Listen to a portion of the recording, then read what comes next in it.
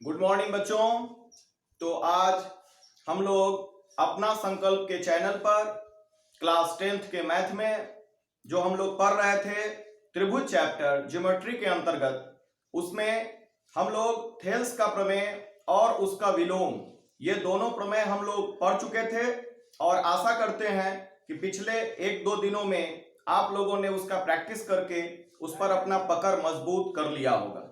तो आज हम लोग एक्सरसाइज 6.2 एनसीईआरटी के बुक में उन दो प्रमेयों पर आधारित कुछ प्रश्नों को देखेंगे और ये प्रश्न ये बड़े महत्वपूर्ण प्रश्न है।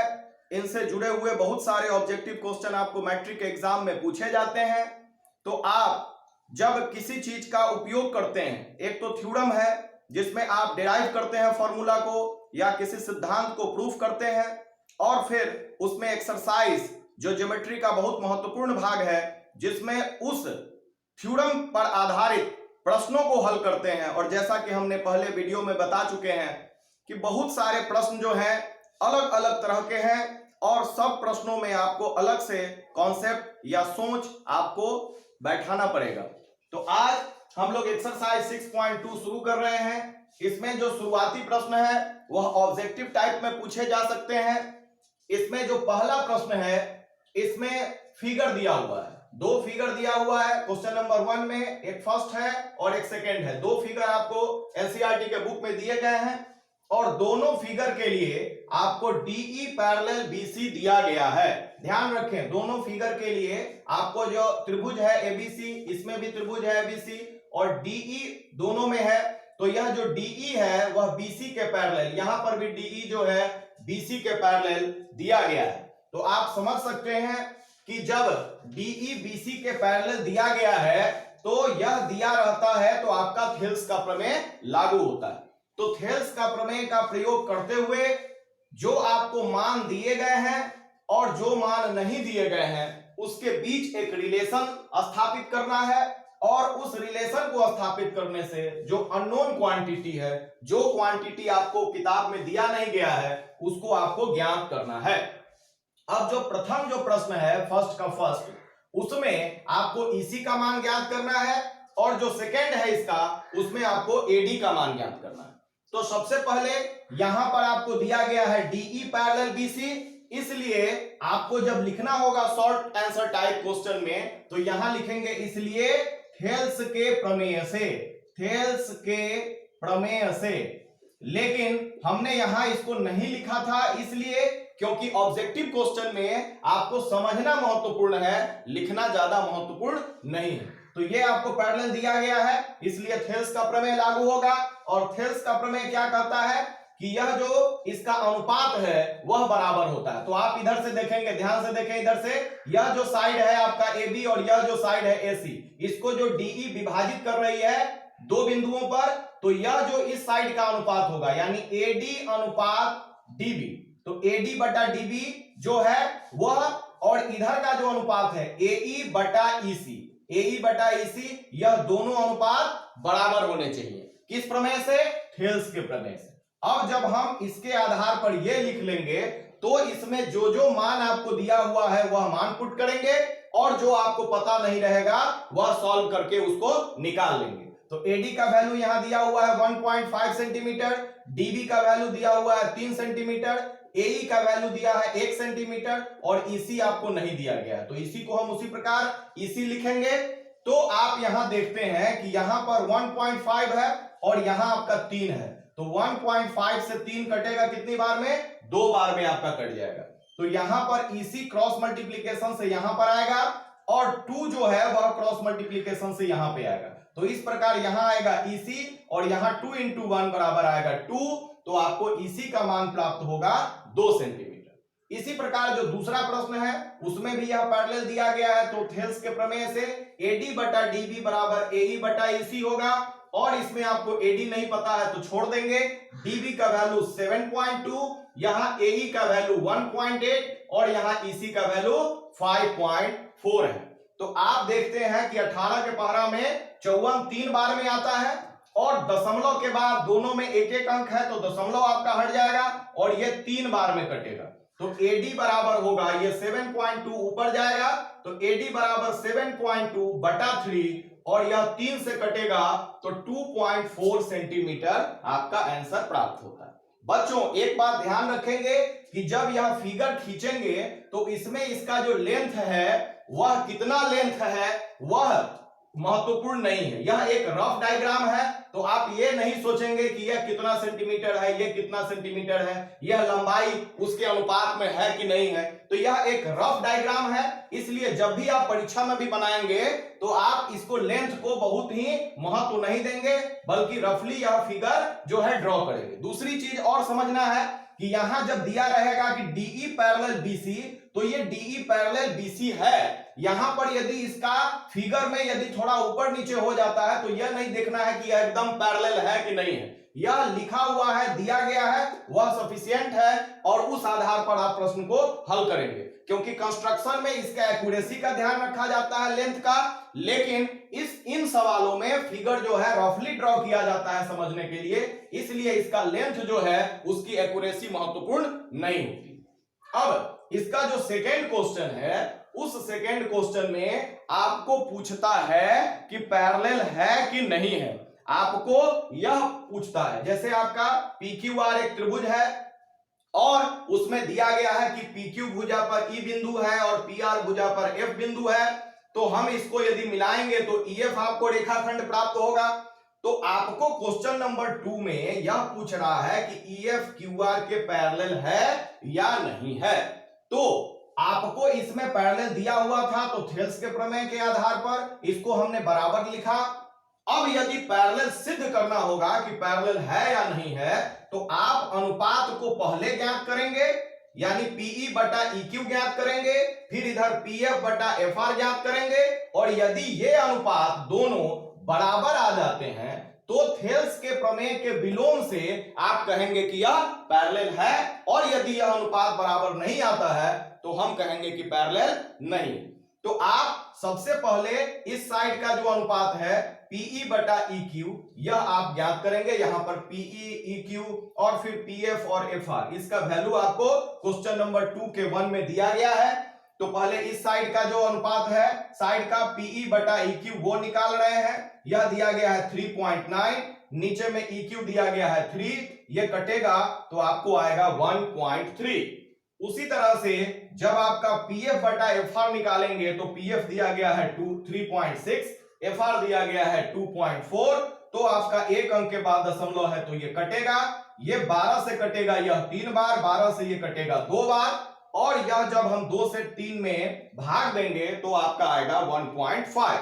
तो क्या देखते हैं आप देखते हैं यहां पर, आप लिख भी सकते हैं, शॉर्ट आंसर टाइप क्वेश्चन रहेगा तो कि PE बटा EQ not equal to PF बटा FR, यह आपको लिख सकते हैं शॉर्ट आंसर टाइप में। ऑब्जेक्टिव में आपको केवल समझना है कि यह वैल्यू और यह वैल्यू दोनों सेम नहीं है। लिखना होगा शॉर्ट आंसर में तो ऐसे लिखेंगे कि PE बटा EQ not equal to PF बटा FR।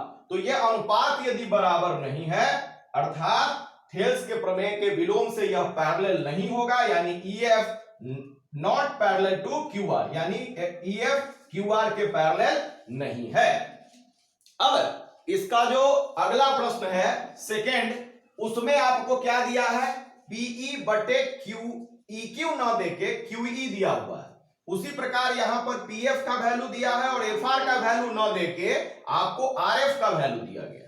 तो आप ध्यान देंगे जब ज्योमेट्री में इस प्रकार के प्रश्न को आप हल करेंगे तो EQ लिखा रहे या आपका QE लिखा रहे, ये दोनों आपका सेम है, क्योंकि आप लेंथ इधर से मापें या इधर से मापें, यह दोनों इसी लेंथ को व्यक्त कर रहा है। तो EQ और QE यह कहीं दिया रहे इस प्रकार चेंज करके, तो आप समझेंगे कि दोनों का मात्रा समान है, और हमको यहां पर डायरेक्शन से नहीं मात्रा से ही मतलब है। तो हम यहां पर PE बटा EQ जो निकालते थे वह बराबर होगा PE बटा QE की, दोनों सेम चीज है। तो PE बटा QE यानी PE और QE का वैल्यू दिया हुआ है, उस दोनों का मान हमने लिखा। फिर इस प्रकार यहां पर PF बटा FR और यहां पर FR के जगह पर RF लिखा हुआ है, दोनों सेम चीज है, उसका वैल्यू हमने लिखा। तो आप क्या देखते हैं यहाँ पे, कि यहां पर यदि हम 2 से मल्टीप्लाई कर दें ऊपर नीचे तो यह भी आ जाएगा आपको 8/9। तो आप देखते हैं कि यह जो आपका अनुपात है 8/9 और यहां पर भी आपका 8/9 दोनों सेम है, यह अनुपात दोनों सेम है। तब जब अनुपात यदि दोनों का बराबर होगा तो क्या होगा, EF पैरेलल QR होगा। अब नेक्स्ट क्वेश्चन आप देखें, वह नेक्स्ट क्वेश्चन में आपको PE EQ और PF FR ये 9 देके आपको चेंज किया है। देखिए कैसे सवाल को अलग अलग प्रश्नों में किस प्रकार चेंज किया जाता है। यहां पर आपको PQ का वैल्यू दे दिया है, टोटल लेंथ इस साइड का, फिर PE यानी ऊपर वाले भाग का लेंथ दिया है, तो PQ बटा PE दिया है, और फिर इधर टोटल लेंथ PR दिया है और PF यानी ऊपर वाले का लेंथ दिया है। तो बच्चों ऑब्जेक्टिव क्वेश्चन के लिए ध्यान रखें कि इधर का PE बटा EQ जैसे यहां पर है और PF बटा FR इसका अनुपात बराबर रहे तब भी आपका यह दोनों पैरेलल होगा। और यदि आपको ये टोटल दे दे PQ इधर और बटा PE और जैसा कि यहां पर टोटल PR और ऊपर वाला भाग PF इसका अनुपात बराबर रहे तब भी थेल्स के प्रमेय के विलोम से ये पैरेलल होगा आपका QR का। केवल यह ध्यान रखना है कि यदि इस साइड यदि टोटल PQ दिया है तो इस साइड भी ऊपर में टोटल PR आपका रहना चाहिए। दूसरी चीज की यदि यहां पर ऊपर वाला पार्ट PE दिया गया है तो यहां पर भी सेकेंड वाले अनुपात में भी ऊपर वाला पार्ट PF दिया गया है। इसमें आप चेंज कर सकते हैं, जैसे यहां पर टोटल PQ बटा EQ बराबर PR बटे FR भी दिया रहेगा तब भी हम समझेंगे कि यह अनुपात बराबर है और यह पैरेलल होगा। यह हम ऑब्जेक्टिव क्वेश्चन के लिए कर रहे हैं, अभी हम बताएंगे कि कैसे वह दोनों समान है। तो यहां पर PQ बटे PE जो वैल्यू दिया गया है उसको हमने रखा और यहां पर 2 अंक के बाद दशमलव है यह हटेगा, तो 2 से कटने पर यह आएगा 64, ये आएगा आपका 9। उसी तरह इधर PR बटे PF निकालेंगे तो यह आपका 2.56 और ये आपका 0.36, 2 अंक के बाद दोनों में दशमलव है, दशमलव हटेगा, आप 4 से काटेंगे तो ये ऊपर आएगा 64 और नीचे आएगा 9, यानी दोनों का अनुपात बराबर है। अनुपात बराबर है तो हम कहेंगे कि EF QR के पैरेलल है। अब आप इसको नोट में या समझने के लिए हम यहां पर समझाए हैं कि किस प्रकार PQ बटे PE का अनुपात PR बटे PF के अनुपात के बराबर दिया रहेगा, तो वह अनुपात थेल्स के प्रमेय के अनुसार PE बटे EQ बराबर PF बटे FR के अनुपात के बराबर कैसे होगा वह हमने यहां सिद्ध किया है। आगे के सवालों में यह कई बार आपको आएगा, तो हम आज आपको बता रहे हैं बहुत सारे सवालों में आगे हम इसको नहीं समझाएंगे आपको, इसलिए आप अच्छे से इसको समझ लीजिए। तो आपको यहां दिया गया है PQ बटे PE, PQ बटे PE बराबर PR बटे PF, यह अनुपात दिया गया है। अब क्या करेंगे हम कि जो चीज को आपको रखना है, मतलब जिसको चेंज नहीं करना है, वह चीज आपका नीचे वाले में रहेगा।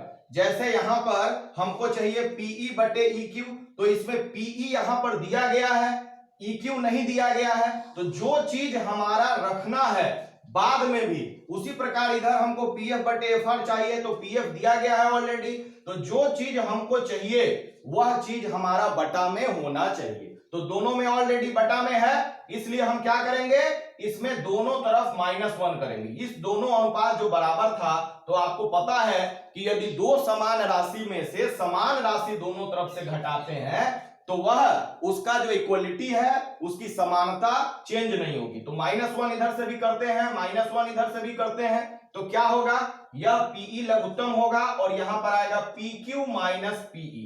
उसी प्रकार यहां पर होगा PF और ऊपर आएगा आपका PR माइनस PF।